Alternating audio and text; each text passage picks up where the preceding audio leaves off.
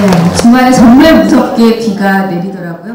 아이들이 굉장히 산만하면 그냥 공부에 관심이 없어서 그런가 보다, 혹은 너무 별나서 그런가 보다 이렇게 단정을 짓고 하는데, 그것이 아니라 어떤 의학적으로 조금 치료를 요하는 부분들이 있을 수도 있다고 합니다. 지금부터 여러분들과 함께 알아보도록 하겠습니다. 자, 오늘 여러분들께 강연해 주신 프라이머리1 천영호 원장님을 큰 박수로 맞이해 주시기 바랍니다.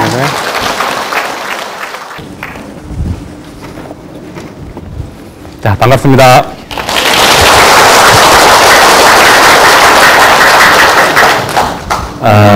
제가 오늘 말씀드릴 내용은 ADHD에 대한 내용입니다. ADHD에 대한 내용을 이제 한의원 원장이 와서 강연을 한다고 하니까 많이 이제 의아스러워 하시는 분들이 계신데요. 요즘은 이제 한의원도 많이 전문화가 되어 있어가지고 법적으로 표방을 할 수는 없지만 나름대로 전문화가 많이 되어 있습니다. 저는 그 중에서 한방신경정신과 전문 한의원을 하고 있습니다. 그 중에서 특히 소아들의 정서적인 어려움을 도와주는 진료를 많이 하고 있어서 오늘 이 강의를 준비했습니다. 자, 본 강의를 바로 시작하도록 하겠습니다. 무조건 학교에서 문제를 일으키나 그러면 제 ADHD 아냐? 이렇게, 뭐라 하기도 하고 그러는데, ADHD는 주로 유치원이나 초등학교 등에서 제일 많이 발견되는 정신적인 질환입니다. 보통 그 세 가지의 특징을 가지고 있는데, 과잉행동, 충동성, 주의력 결핍의 세 가지의 특징을 가지고 있는 가장 흔한 질환이다. 그런데 요 질환들은 이런 여러 가지 특징들을 가지고 있어요. 글자가 너무 작아서 잘 보이지 않을 텐데, 보통 부모님들이 우리 아이가 ADHD일 수도 있다라는 생각을 하게 되는 경우는 보통 이러한 설문지를 작성을 해서 일정 정도 점수가 이상이 되면 ADHD를 의심할 수 있는데요. 간단히 보시면 상황에 맞지 않게 과도하게 뛰어다닌다, 그 다음에 질문을 끝까지 듣지 않고 대답한다, 자기 순서를 기다리지 못한다, 이런 등등의 특징을 점수에 따라서 전혀 그렇지 않다, 조금 그렇다, 많이 그렇다, 억수로 그렇다, 이렇게 나누고 있는데, 글자가 잘 안 보이실 텐데 혹시 설문지가 관심 있으신 분들은 저희 한의원 네이버나 다음에 프라임 한의원 검색하셔서 들어오시면 저희 한의원 홈페이지 제일 윗부분에 ADHD 자가진단 테스트가 있습니다. 저곳에 들어가면 방금 전에 있었던 질문 내용들이 그대로 있기 때문에 저곳을 검색하셔서 저거 다 누르면 자동적으로 우리 아이가 정상인지 혹은 ADHD가 의심되는지를 알 수가 있으세요. 그러면 과잉행동과 그 다음에 충동성과 주의력 결핍의 3대 특징이 있다고 했는데, 그것을 구체적으로 영상을 보면서 잠깐 보도록 할게요.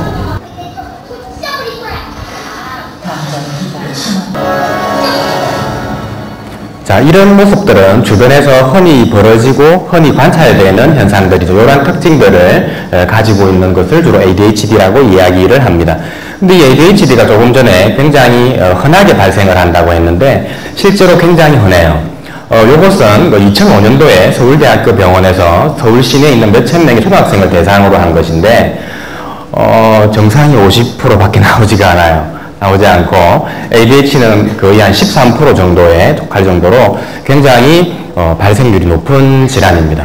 그리고 좀 더 구체적으로 보면 이것은 미국의 자료인데요. 앞에 있었던 서울대학교 병원은 그냥 단순 설문지로, 아까 앞에 제가 보여드렸던 그런 설문지로만 확인이 된 것이고, 이것은 1대1로 면접을 통해서 확인한 것인데, 초등학교 때 남자아이는 거의 9.2%, 여자아이는 2.9%, 합쳐서 거의 3 내지 8% 정도가 ADHD를 앓고 있는 것으로 추정이 되고 있습니다. 실제로는 3 내지 8%라 그러면 한 반에 거의 하여튼 최소한 한두 명 이상은 있는 흔한 질환이죠. 여기 계신 분들이 오늘 거의 한 400명 가량 오셨는데, 그 이 중에 계신 분들 중에 제가 갑자기 산수가 안 되는데 한 20-30분 정도의 가정에는 ADHD 있다는 얘기죠. 굉장히 흔한 질환입니다.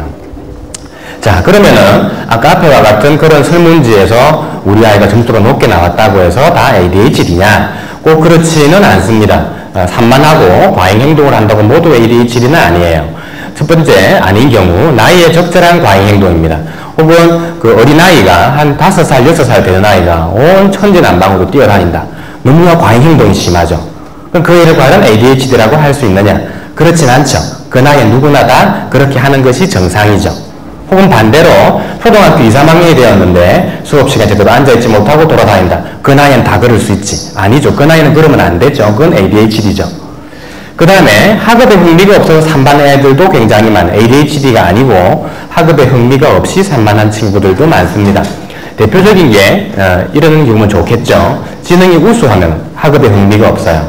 우리나라의 수업들은 지능이 정상적인 친구들을 기준으로 모든 교과 과정이 이루어져 있는데 그 아이가 보기에는 너무나 쉽거나 혹은 어머님들의 지나친 교육열로 선행학습이 많이 되어 있을 경우는 학업이 재미가 없죠. 그런 수업 시간에 산만할 수가 있습니다. 그런 경우도 ADHD가 아니고 학습장애가 가끔씩 있어요.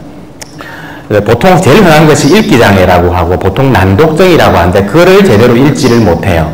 충분히 한글에 대한 교육을 받았음에도 불구하고 글을 제대로 읽지 못하는 친구들은 수업 시간에 교과 과정을 제대로 따라가지 못하기 때문에 많이 산만하거나 혹은 앉아있기 너무나 조미수시기 때문에 충동적인 행동을 하는 경우도 있습니다. 그 다음에 지능이 떨어지는 경우도 가끔 있는데요. 주로 초등학생인 경우보다는 유치원생 정도가 ADHD라고 한의원에 오는 경우에 지능지체가 있는 경우가 있어요. 실제로 그 아이는 산만해서 그런 것이 아니고 유치원에서 이루어지는 수업이라든지 혹은 모든 활동도 아이들은 이해를 할 수가 없기 때문에 자기 나름대로 마구 움직여버리는 거죠. 발달장애도 마찬가지로 다른 친구들과 소통이 잘 되지 않기 때문에 겉으로 보일 때는 산만하고 과잉행동으로 보이죠. 하지만 실제로는 그렇지 않은데 지능지체나 발달장애의 공통적인 특징은 그 나이 애들이 사용하는 그 치고는 어휘력의 단어의 숫자가 많이 작다는 것, 보통 말이 늦다라고 이야기를 하죠. ADHD는 주의력이 떨어지고 자신의 행동을 통제하는 능력이 떨어진다라는 것이지 그 아이가 지능이 떨어지거나 그런 거하고는 전혀 관계가 없는 부류입니다. 그 다음에 불안장애. 사실 불안장애는 ADHD하고 다르지만 많이 겸하기도 해요. 어제도 어떤 이 불안이 좀 심한 친구가 한 초등학교 3학년 친구가 왔는데 모든 상담 내용이나 교사의 평가나 다른 정신과에서도 치료를 많이 받았는데 ADHD라고 다 진단을 받았어요. 실제 행동도 ADHD가 있고 틱장애도 있었어요. 하지만 그 아이는 실제로는 불안장애예요. 어려서부터 가정의 여러 가지 문제로 정서적인 어떤 양육을 충분히 받지 못해가지고 애가 정서가 안정되지 못하면 애가 산만하거나 과잉 행동이 나타나요. 그 아이의 특징은 옆에 어머니가 자리를 지키고 있고 애한테 격려를 해주면 굉장히 정상적인 행동을 해요. 그러다가 엄마가 자리를 없으면 굉장히 산만하고 불안하고 과잉 행동과 충동성을 나타내요. 이런 친구들이 최근에 의외로 많습니다. 그 다음에 부모님들이 이제 헷갈리시는 것 중에 하나가 까부는 것, 보통 까분다 그러죠. 까부는 것하고 ADHD하고를 구분을 잘 못하세요. 까부는 거는 뭐냐 그러면 애들이 막 돌아다니죠. 돌아다니기도 하고 공부해라 그러면 일부러 막 안 하고 막 그러죠. 그런 행동을 보면 꼭 ADHD처럼 보여요. 그런데 이놈한테 어떤 그 상을 내걸거나 혹은 크게 혼을 내거나 그러면 혹은 자기 어떤 어느 순간 해야겠다고 마음을 먹어가지고 마음을 먹고 공부를 하면 자기가 집중을 하고 잘할 수 있어요.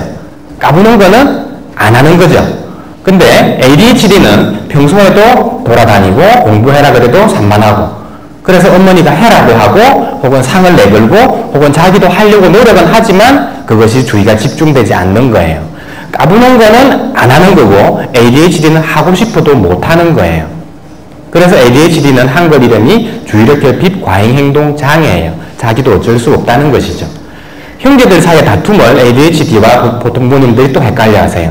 이놈이 평소에는 멀쩡한데 동생만 없으면 멀쩡한데 동생만 옆에 있으면 들어 눕고 숙제하라 그러면 엎어져 자고 혹은 둘이 붙으면 싸우고 그래요. 근데 동생만 없으면 멀쩡해요. 보통 이거 가지고 보통 분들이 많이 힘들어 하시는 경우가 있는데 그것은 형제들은 부모님의 사랑을 얻기 위한 경쟁자죠. 부모가 준 좋은 친구이기도 하지만 경쟁자이기 때문에 그것을 이기기 위해서 부모의 시선을 끌기 위해서 일부러 엇나가는 행동이나 과잉 행동이나 그런 행동을 보이는 거예요. 보통 형제들 간의 다툼 때문에 특히 남자 형제들을 둔 경우에 부모님들이 많이 힘들어 하시는데요. 이걸 어떻게 했으면 좋겠느냐 그러는데 제가 주로 그래요. 외동보다 훨씬 낫습니다 그래요. 외동들은 싸울 상대도 없잖아요. 그보다 훨씬 더 나아요. 그럼 언제쯤 좋아질까요? 보통은 형제 중에 하나가 나이가 들어서 집을 떠나게 되면 사이가 좋아지게 됩니다.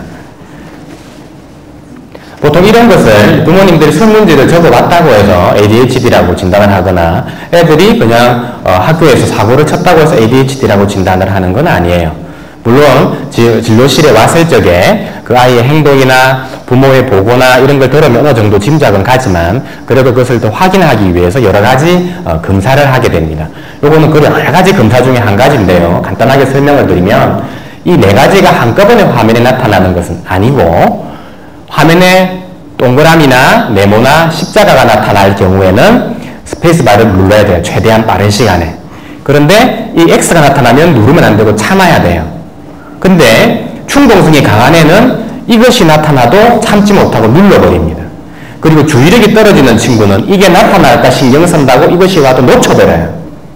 그래서 그것을 통계를 해버리면 평균적인, 이거는 만 5세 이상부터 검사가 가능한데 요 평균적인 그 아이는 평균 이 정도의 수치가 나온다라는 것이 다 통계를 해놨어요. 그것보다 표준 이상으로 벗어날 때 이 아이는 충동성이나 주의력에 문제가 있는 거예요.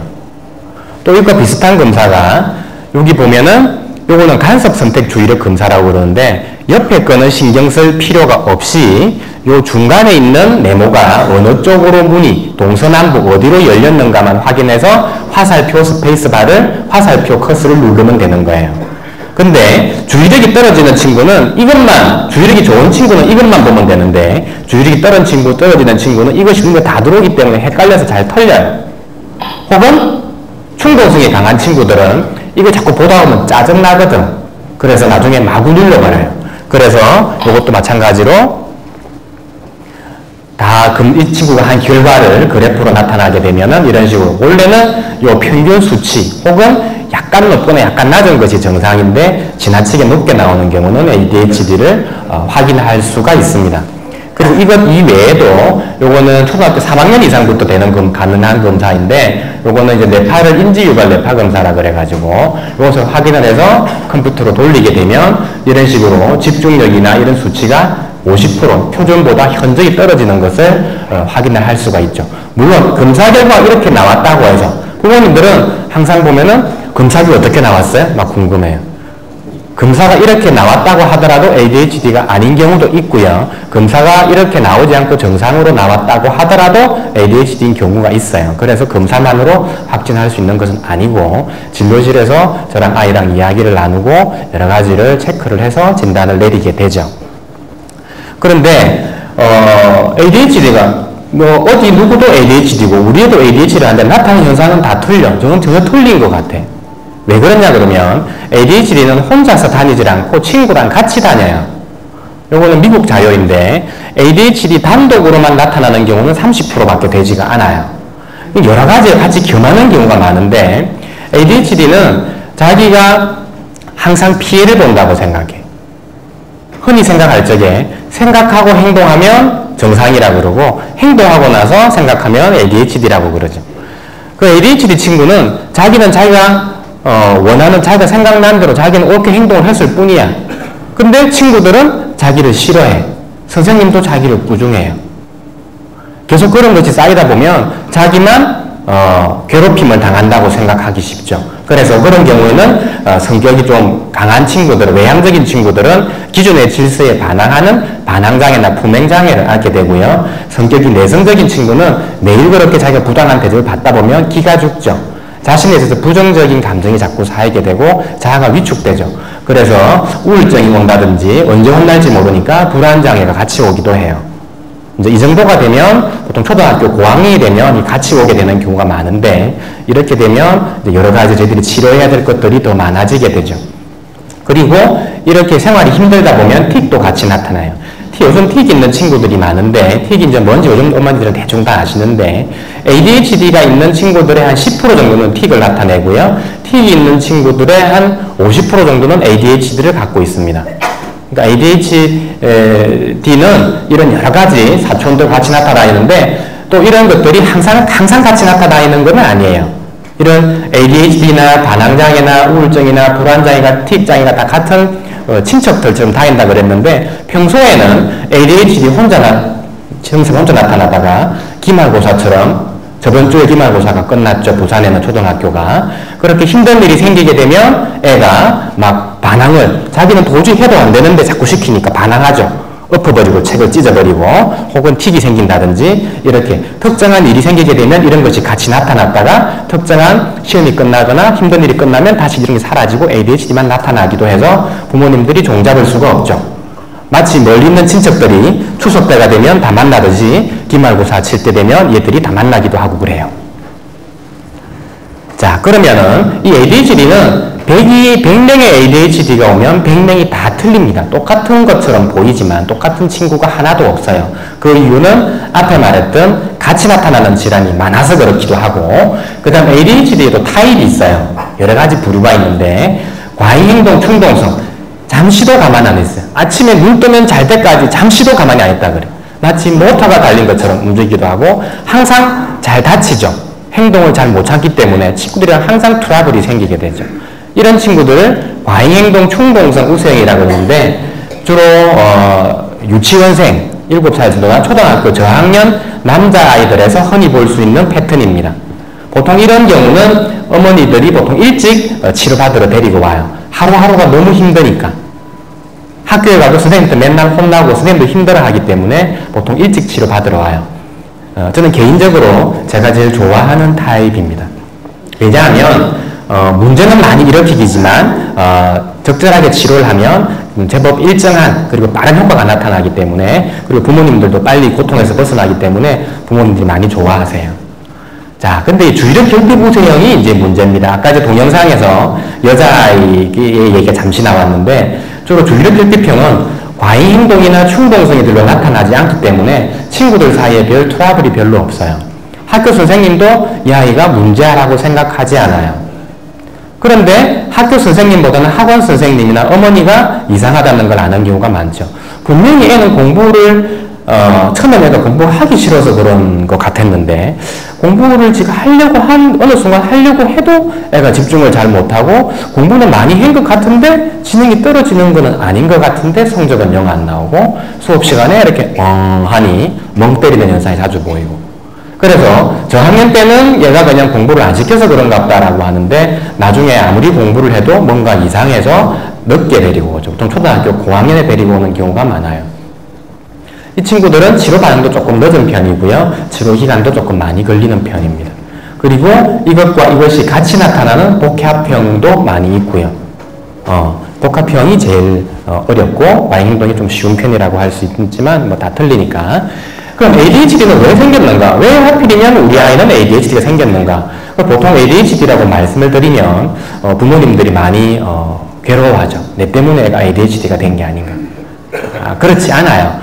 ADHD는 뇌의 뇌에는 사람의 머리의 뇌에는 여러 가지 부위가 있는데 그 중에서 자신의 행동을 통제하고 주의를 집중하는 부위가 전두엽, 앞전자죠. 앞에 있는 뇌의 부위가 있는데 그 부분의 기능이 원래 선천적으로 떨어지는 거예요. 애가 태어나다 보면 눈이 큰 놈도 있고 작은 놈도 있고 코가 오똑한 놈도 있고 납작한 놈도 있듯이 전두엽의 기능이 좀 발달한 놈도 있고 떨어지는 놈도 있어요. 그거는 그냥 운이에요. 우리 애가 눈 크고 작은 게 그냥 별 운이듯이 그냥 운이에요. 그래서 부모의 잘못으로 ADHD가 되는 것은 아니에요. 하지만 ADHD가 되었지만 이것이 증상이 심해지거나 혹은 제대로 호전이 되지 않는 것은 부모의 책임이라고 할 수 있어요.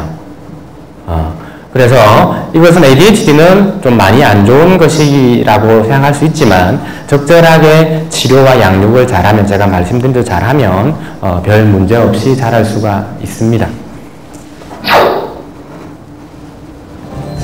여러 가지 자극이 한꺼번에 들어올 때 한 가지만 선택에 집중하게 하는 주저. 운동신경을 자극하는 기저핵과 소화핵. 마지막으로 이 모든 정보를 받아서 지금 화를 낼 상황인지 또 움직여도 되는지를 판단하고 행동에 옮기는 뇌의 작전사령관, 바로 전두엽입니다. 그런데 문제는 여기서부터입니다. 이런 복잡한 뇌 기능을 수두럽게 만드는 요나노가 도파민이라는 물질입니다. 이 도파민 분비에 이상이 생기면 뇌는 제 기능을 못하게 됩니다. 아이는 자신 스스로를 통제하고 조절할 수 없게 됩니다. 여기 이제 그 뇌 전두엽이나 이런 기능들이 도파민이 잘 전달되지 않아서 그렇다라는 것이 서양의학적인 견해인데, 근데 도파민이 왜 전달이 다른 애는 다 되는데 왜 이 친구는 안 되는지는 아무도 몰라요. 그냥 원래 그 부분의 기능이 떨어지는 것이 원인이라는 거죠. 그래서 ADHD는 이제 앞으로 어떻게 되는가를 보시면, 대체로 보면은 그 부분의 기능이 떨어졌다고 해서 평생 그렇게 사는 건 아니에요. 어느 정도는 조금씩 회복이 되어 갑니다. 되는데, 호전되는 정상의 순서는 과잉행동과 충동성과 주의력 결핍의 순서예요. 애가 유치원이고, 그리고 초등학교 저학년 때는 애가 수업 시간에 앉아 있으라고 해도 돌아다닌다든지, 모든 활동에서 혼자 불쑥불쑥 하고 하는 그런, 많이 움직이는 것들이 초등학교 2학년, 3학년, 학년이 올라갈수록 그런 것들이 사라져요. 아, 딱 그러면 별나더만 이제 좀 철들었는갑다. 이렇게 생각을 하죠. 그렇지만 과잉 행동은 사라지지만 의외로 충동성이나 주의력 결핍의 증상은 오래 가는 경우가 많습니다. 그래서 이런 친구들이 과잉 행동은 좋아진 것 같은데 충동성은 남아있어가지고 친구들과의 다툼이라든지 잦아가지고 교우관계가 원활하게 되지 않게 되고요. 그 다음에 주의력 결핍도 오래 남게 되면 학업을 하는데 지장을 주어가지고 자기는 열심히 하고 싶지만 집중이 잘 되지 않기 때문에 학업의 결손이 점점 누적되어 가죠. 그래서 약 70~80% 정도는 청소년기까지 증상이 지속되어 가지고, 청소년이라 그러면은 보통 질풍노도의 시기죠. 보통의 아이도 감정이 막 이렇게 흥분되고 부모 말도 안 듣고 그런 시기인데, ADHD 친구들이 원래부터 갖고 있는 충동성이 더 강해지는 시기가 사춘기가 되고, 사춘기가 되면 부모들이 아이를 컨트롤하는데 많이 힘들어지게 됩니다. 그래서 중학교 이상 ADHD 증상이 지속되다 보면 교우관계가 원활하지 않아요. 자기는 그럴 의사가 없었는데 친구와 자꾸 다툼이 생기게 되고 선생님한테 꾸중을 자꾸 듣기 때문에, 그러다 보면 이제 학업이 떨어지게 되고, 학업이 떨어지게 되면 자존감이 떨어지게 돼서 성격이 좀 내성적인 친구들은 우울감이 생겨서 학교를 잘 안 가려고 하고요. 성격이 외향적인 친구들은 사회에 대해서 반감을 가지게 되게 되죠. 그리고 약 15에서 20% 정도가 성인기까지 정서함이 지속이 되어가지고, 성인이 뭐 과잉행동을 하거나 그러지는 않아요. ADHD라고 하더라도. 성인 ADHD도 있는데, 그 성인 ADHD가 과잉행동을 하거나 그러지는 않아요. 단 충동성이 강해가지고 직장 생활을 하는데 어려움이 있죠. 조금만 자기에게 힘든 일이 생기거나 그러면 충동적으로 직장을 그만둔다든지 혹은 결혼 생활에도 문제가 되게 되죠. 저번 달인가 나이가 27살 정도 된 아주 잘생긴 청년이 저희 한의원에 왔어요. 자기가 아무리 봐도 ADHD 같다면서 한의원인데, 역시 검사를 해봤는데 제가 최근에 본 ADHD 중에 굉장히 심한 ADHD였어요.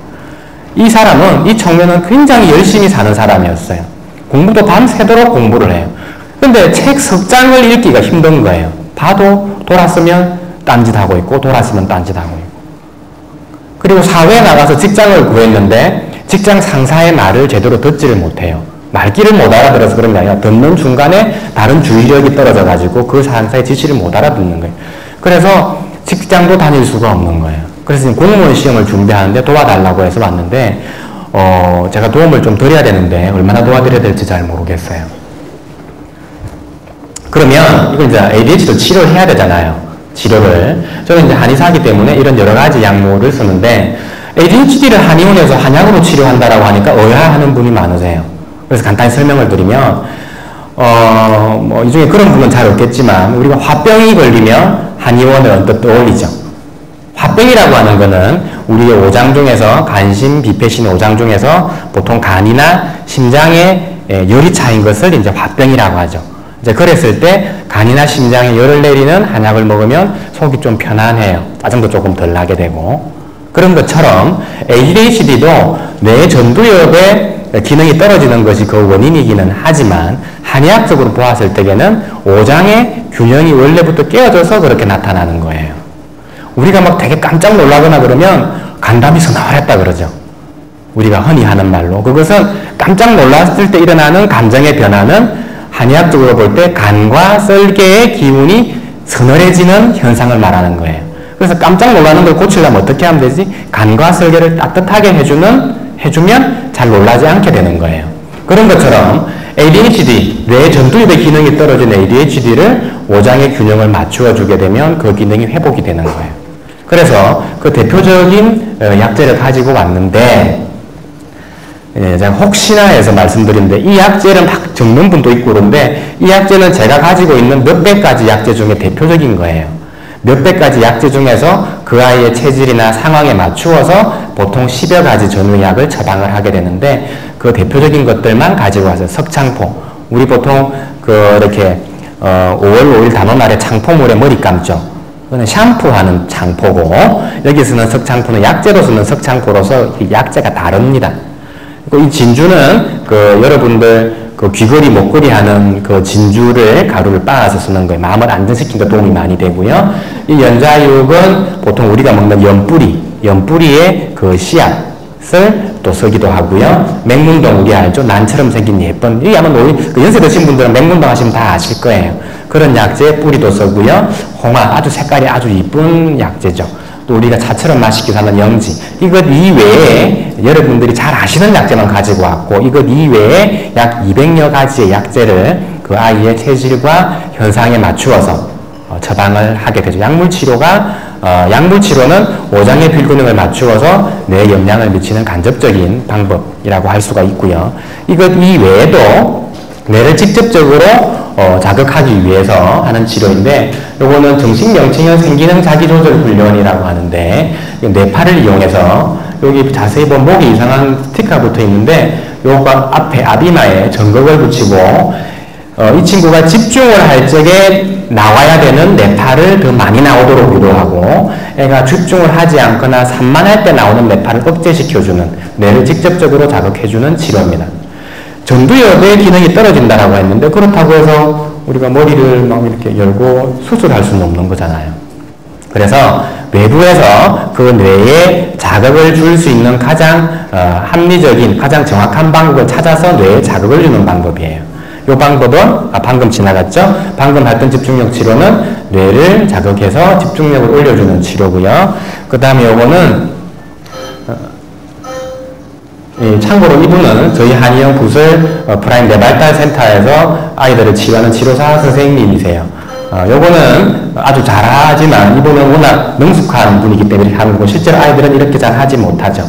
그래서 12개의 동작을 1000분의 1초 단위로 앞에 표시된 동작을 맞추도록 하는 것인데, 주로 과잉행동이나 충동성을 조절하는데 도움을 많이 주는 치료이고요. 그리고 요거는 인지치료라고 해서 최근에 저희 한의원에 도입이 된 치료인데, 역시 이 손은 저희 한의원의 부설 뇌발달센터 일하시는 치료사 선생님의 손입니다. 이것은 아이의 인지기능이라든지 주의력이나 집중력을 개선하는데 도움을 주는 치료입니다. 물론 이 외에도 여러 가지 치료가 있습니다. 이것 이외에도 여러 가지 치료가 있는데, 가장 대표적인 것만 갖고 왔고요. 그 아이의 상태에 따라서 필요한 적절한 자극을, 요거는 뇌에 직접적으로 자극을 주는 방법입니다. 오장의 필기능을 맞추어주는 약물치료와 뇌를 직접적으로 자극해주는 이런 특수치료를 같이 겸하게 되면 여러 가지로 효과가 좋죠. 물론 치료만으로 다 좋아진다고는 할 수는 없고요. 가정에서 또 보통 집에서 우리 아이를 어떻게 해주면 좋아요, 그런 말씀을 많이 드려요. 사실 이 부분이 제일 중요한 것일 수 있는데, 기준을 낮추어야 돼요. 제일 중요한 것이. 제가 흔히 드는 비유 중에, 아이가 100m 달리기를 하는데 이 아이가 4대 육신이 멀쩡한데 100m를 빨리 뛰어야 되는데 응원하는 친구하고 이렇게 손도 막 흔들어 잡고 막 이렇게 입에 사탕도 빨아가면서 천천히 뛰면 그 친구는 어떻게 해야 되죠? 가서 혼내줘야 되죠. 넌 자식 빨리 안 뛰나! 이렇게 혼내줘야 되죠. 그런데 만약에 아이가 다리가 지금 부러져서 제대로 걸을 수 없어서 겨우 천천히 걸어가고 있는데, 이 친구는 빨리 못 뛴다고 가서 우중해야 돼요? 가서 업고 같이 가야 돼요? ADHD는 자기가 원하지 않지만 다리를 다친 애하고 똑같은 거예요. 이 아이에게는 그 마지막 피니시 라인이 100m 있는 것을 앞으로 50m로 당겨와야 되죠. 그래야 공정한 경쟁이 되잖아요.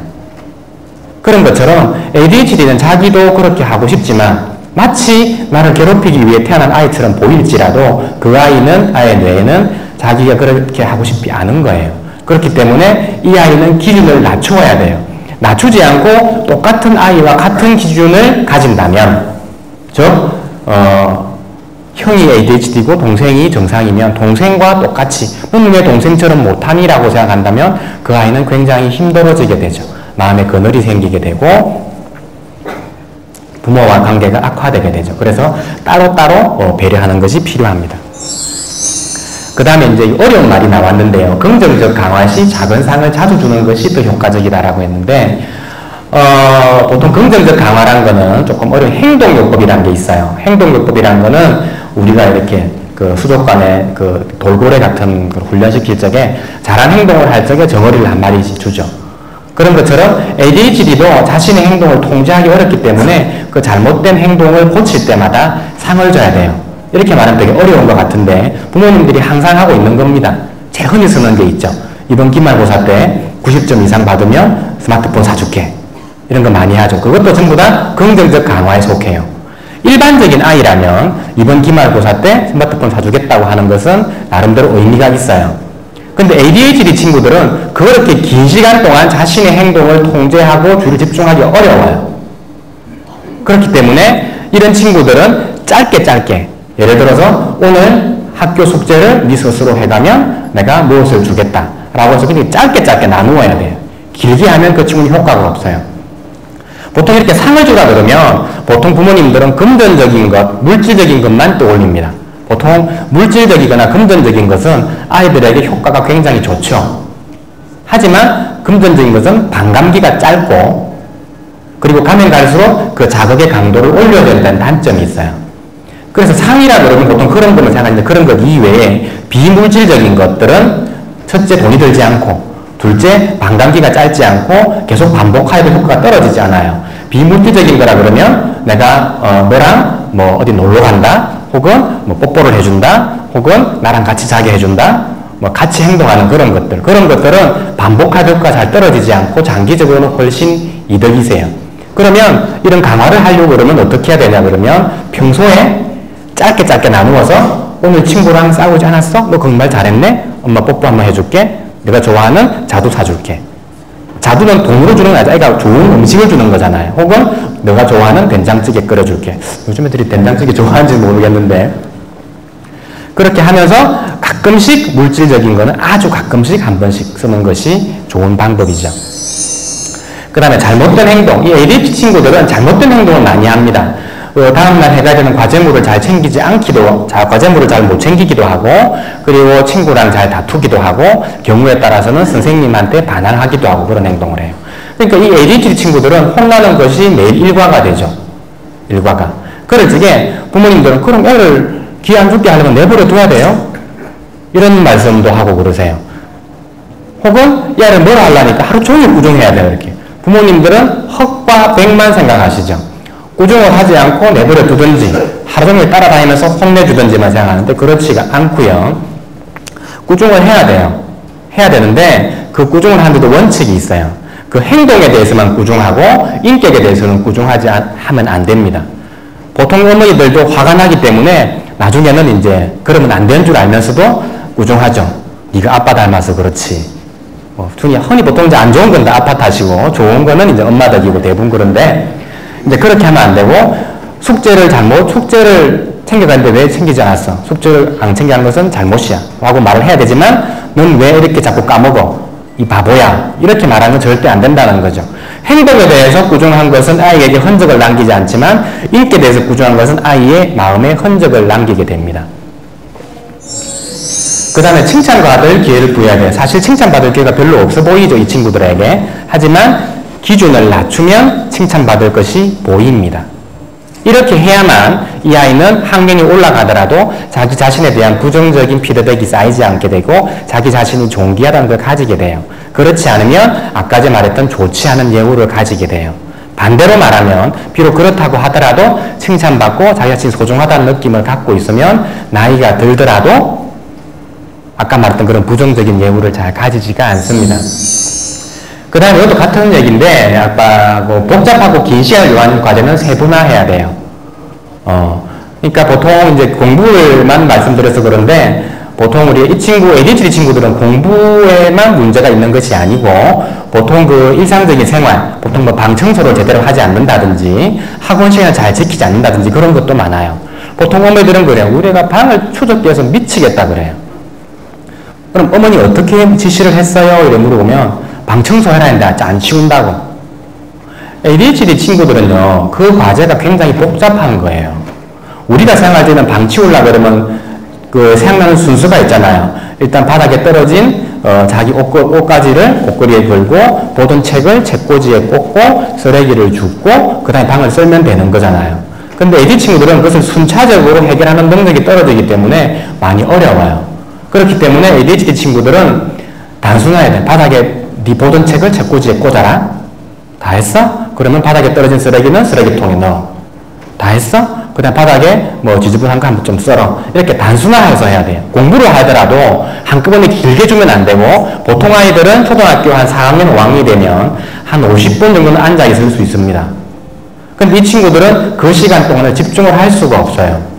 그렇기 때문에 이 친구들은 항상 10분, 20분 하고 5분 쉬고 짧게 그 아이만의 나름대로의 학습법을 찾아서 그대로 해줘야 되지, 다른 아이들이 50분 집중할 수 있다고 너도 그렇게 해라. 그렇게 하면 그 아이는 힘들어지는 거죠. 그 다음에 중요한 것이 이제 ADHD 의료인과 학부모와 교사 협조가 중요한데, 보통의 부모님들이 ADHD가 있다는 거, 우려가 있다는 건 이제 알게 되는데, 첫 번째는 ADHD라는 걸 인정하기를 힘들어 하세요. 좋다, 그럼 인정했다. 그 다음에는 애를 사랑으로 잘 키우려고 해요. 그것을 잘 양육하는 것인데, 부모님들이 이제 잘 헷갈리시는 것 중에 하나가 잘 양육하는 것과 치료하는 것을 잘 구분하기 힘들어 하세요.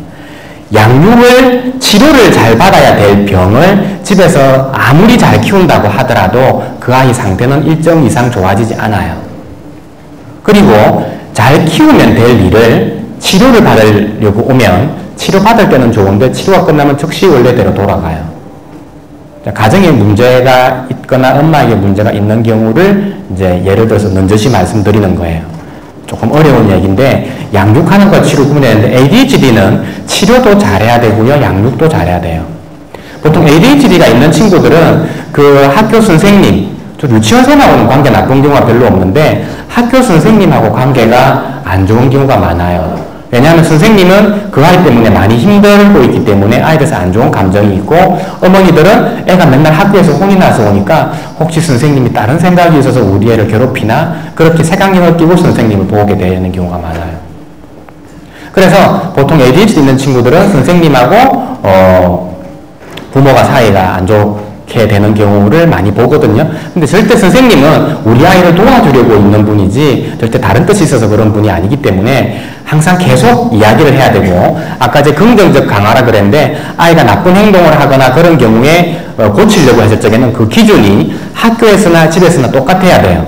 학교에서는 이 행동에 대해서 꾸중하지 않고 집에서는 이 행동에서 꾸중을 한다든지, 혹은 서로 꾸중하거나 칭찬하는 행동이 서로 틀리게 되면 이 아이 행동이 교정이 잘 되지 않겠죠. 그래서 절대 선생님하고 나쁜 관계를 만들면 안 돼요. 그리고 치료하는 의료인하고도 관계를 잘 맺어야 돼요. 이 삼각관계가 양육을 아무리 잘해도 되지 않고, 선생님이 아무리 잘 가르쳐주지 않고, 치료하는 사람이 아무리 잘해도 되지 않아요. 이 세 가지가 서로 균형을 잘 맞추었을 때 아이는 이렇게 활짝 웃는 아이가 될 수 있는 겁니다. 약속했던 시간이 다 되었네요. 이것으로 모두 강의를 마치겠습니다. 감사합니다.